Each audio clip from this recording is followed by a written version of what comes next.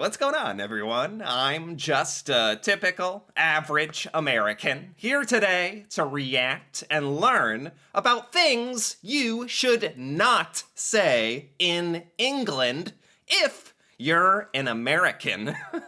This is a very specific topic today that happens to relate directly to me, your resident YouTube American. So, from what I understand, this video is going to teach me about things that are commonly said here in America that you would never want to say in England.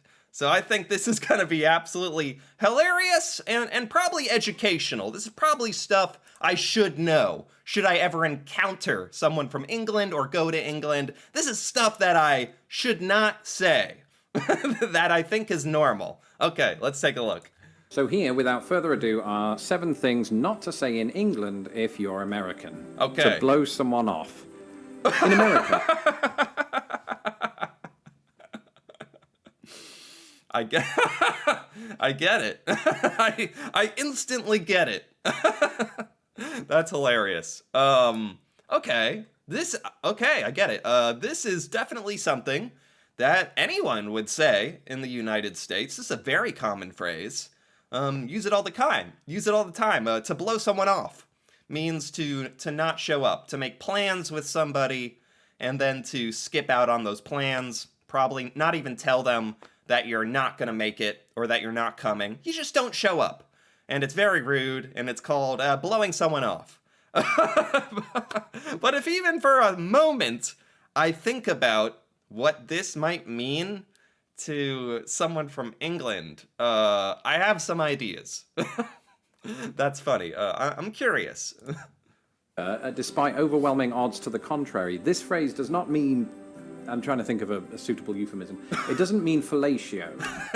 Okay. I was worried, like, is my mind just in the gutter? Am I that immature that my brain goes exactly there? Yes, okay. I was correct in my thinking. Is that what this would mean in England? Because it's funny because the word blow in American English does mean that.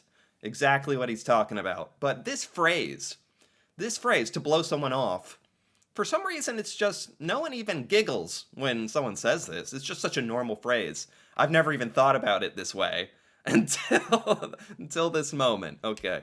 Rather, it means a failure to keep an appointment with someone. Yes. So imagine my surprise when one of my friends lamented that his dad kept blowing him off. Was Indiana living up to its stereotype? Was it indeed the incest capital of America? Okay. No, I just have a really dirty mind. Okay. With Okay. This is great. And honestly, not something I would have assumed is weird to say in England. So does this phrase just not exist in England, to blow someone off? Does it not exist in the way that we're talking about it here in the United States? I did not know that. I definitely would have ran around England yelling this to the heavens. I'm gonna blow you off. I'm not gonna make it. I'm not gonna be there. I'm not gonna make the appointment. That's what I mean. That's what I mean. probably accounts for my confusion over the next entry. Whatever you do, America, don't use this phrase around British people. Oh my god, are these all just gonna be like sexual innuendos? I mean, that's probably the most relevant thing, like an important thing to not be saying in England, making all these sort of sexual references without knowing what you're saying. Double fisting. I, as an American, didn't know what double fisting was for a while, but I think that might be just because I'm a bit out of the loop. When I started asking American friends of mine about double fisting, apparently this is an extremely common American phrase. I just didn't know about it. So this means to like hold like drinks in two hands or something, hold like a beer in both hands and drink them, or it doesn't mean what it sounds like, which is actually when I first heard this, even as an American, when I first heard this, I thought it was kind of crazy too. So I'm in the same boat as English people hearing this for the first time. Or, you know, anyone. I mean, in what universe does this phrase not sound unequivocally filthy? In America, obviously, where the phrase double fisting Yes. unfathomably means to carry and consume 2 drinks simultaneously. Yes, that is what it means. Apparently, this is very common in America. I swear, when I heard this, I started asking people about this, and I was the only one who hadn't heard of this. Because I'm lame, I guess, but this makes complete sense why this would be something you'd want to probably not say in England. But let's be honest, to the rest of us, it just means shoving 2 fists up your fanny pack. Oh, fanny pack. Okay. Fanny pack. Fanny pack.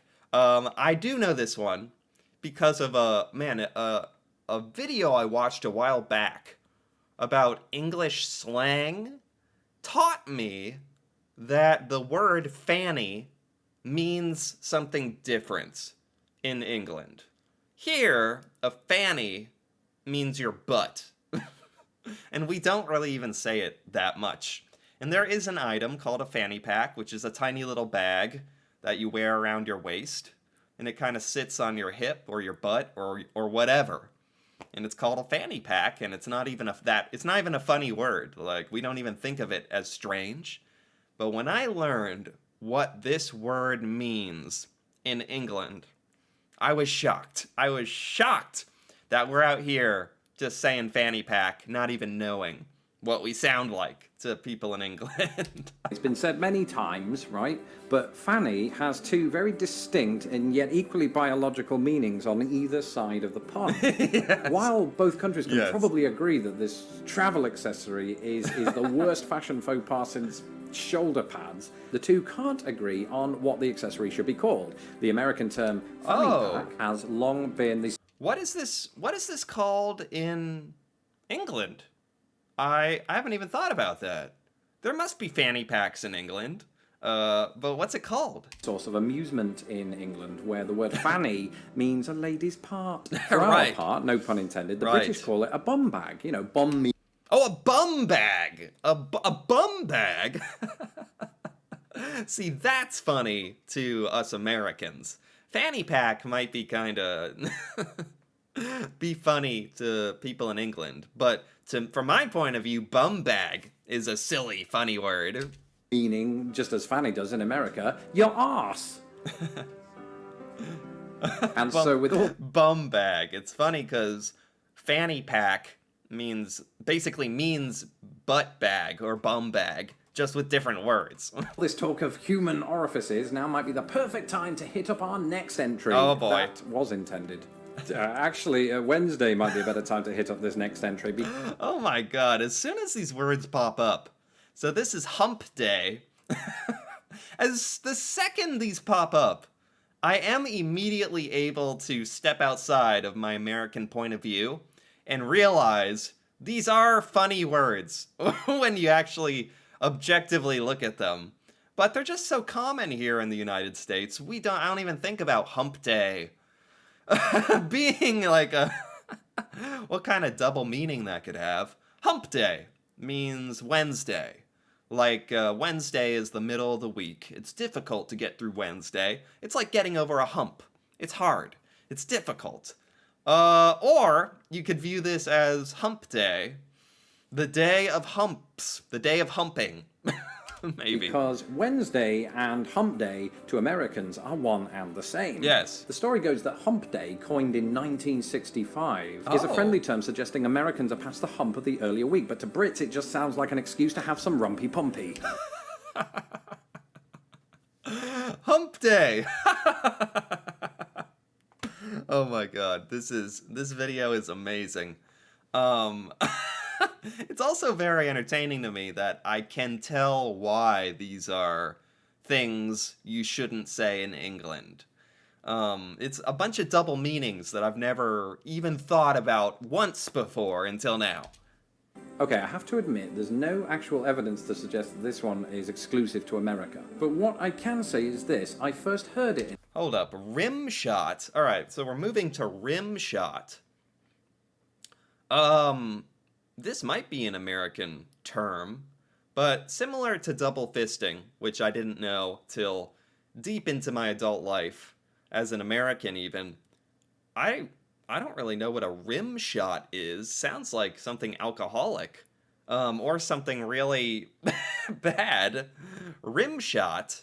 What does he think this means in American English? To suggest that this one is exclusive to America. But what I can So he's saying this might not be exclusive to America.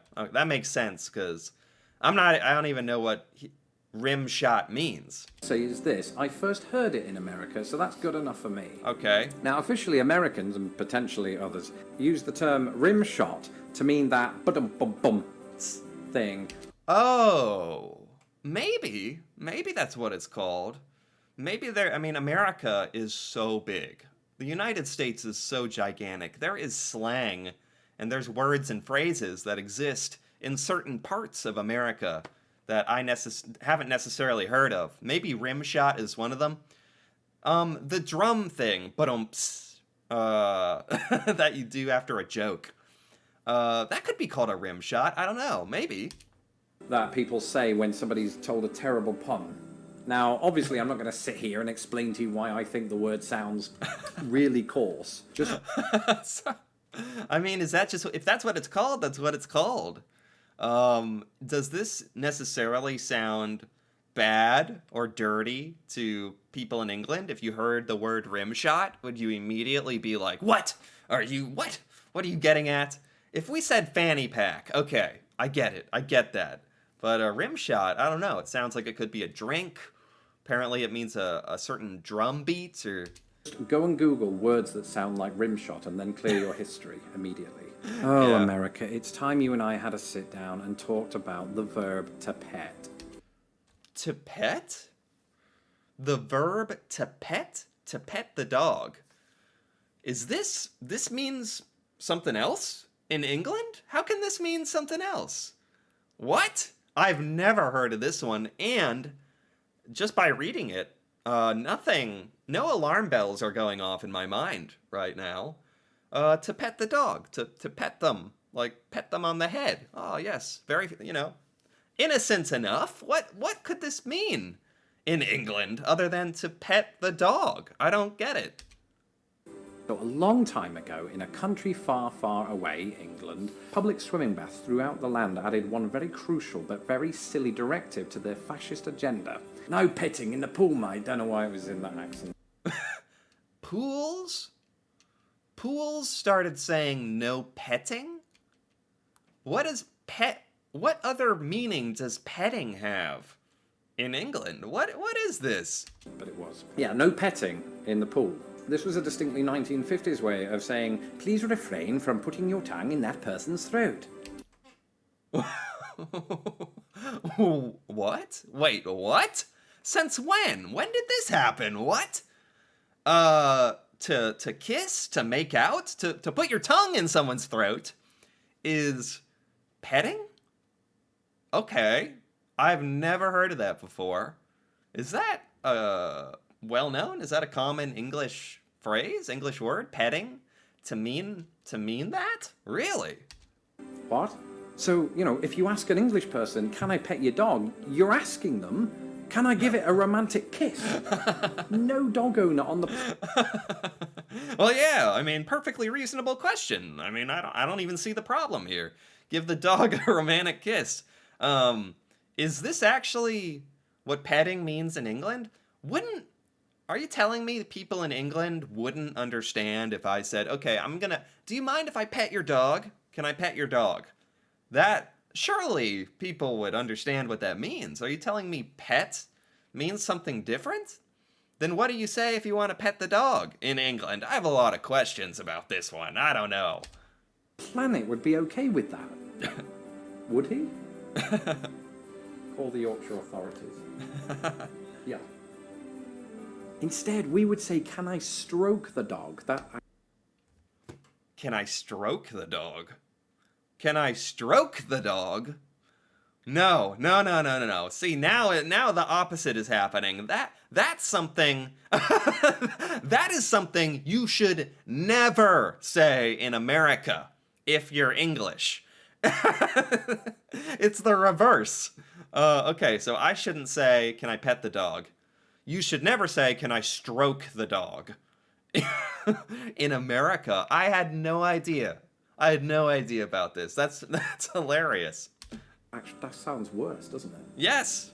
So sometimes it's not just actual words that can land us in hot water. While it's Okay. perfectly acceptable in Britain to strike a pose similar to former Prime Minister and part-time supermodel Winston Churchill, The V sign. We mean in America we call this the peace sign, not the V sign, and it means peace. And everyone, people do it. It means something. It's good. It doesn't mean anything bad. Just a fun little, sign of peace or whatever, goodwill.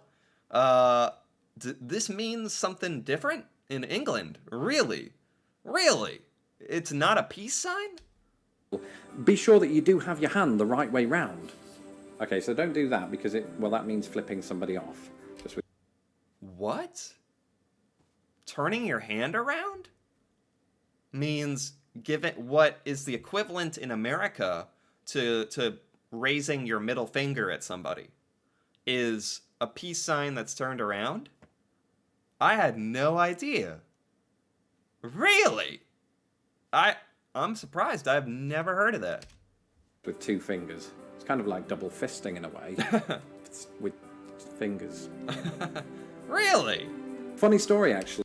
I mean, most Americans do peace sign like this. You might do it like this, and it just mean peace. But not in England.